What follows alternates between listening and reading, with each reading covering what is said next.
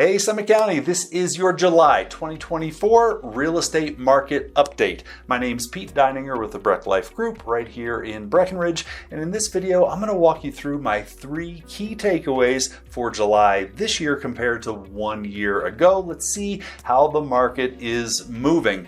We're going to talk about total number of sales or closed transactions. We'll take a look at the dollar volume those sales produced. We'll talk about days on market and how long it's taking sellers to sell their properties. And of course, how this is influencing prices here around Summit County. And at the very end, I'll make some predictions for the end of the year and into next year. Let's get started. All right, let's kick it off. My first key takeaway is sales, or the number of closed transactions in the month of July for all of Summit County, all property types. There were 121 closed residential sales, which is down 2.5% this year compared to last year. So fewer transactions this year, but it resulted in about $166.5 million of closed transactions, which is up 11% compared to last year, or very nearly 11% compared to last year. So what does that mean? If we're having fewer sales by a little bit, but the dollar volume is up pretty significantly, what does that mean for prices? Great question. That's my key takeaway number 3, so stick around.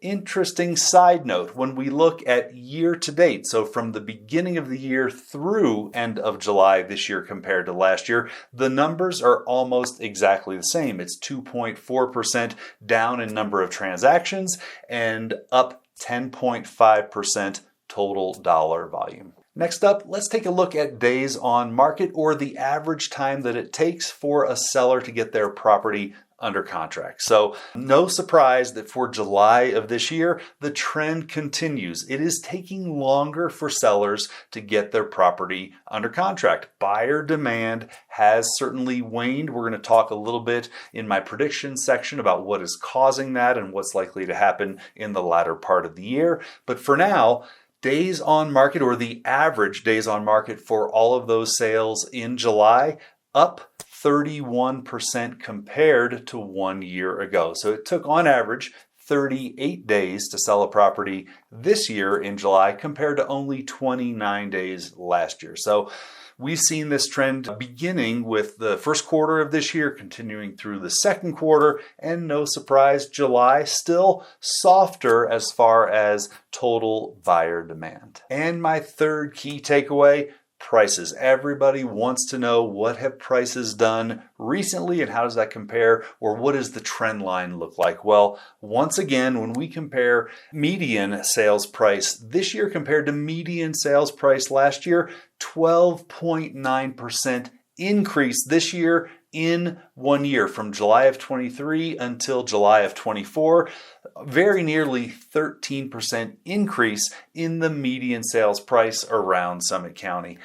And it makes me think about all of those buyers that we have spoken to who were sitting on the sidelines waiting for a 1 percentage point reduction in a mortgage interest rate that has now led to their purchase price likely being about 13% higher. If you find yourself in this situation, we've got strategies that will help you offset your mortgage expense. Give us a call. We can have your seller, we'll negotiate to have your seller do a mortgage interest rate buydown to get you, it softens the blow for the first couple of years until we see rates float back down. All right, and as I said at the beginning, it's time for some predictions. My crystal ball is still a little bit hazy, as is everyone's, but we're certainly seeing signals from the Fed and other news reporting that interest rates, the prime lending rate, quite likely to see a reduction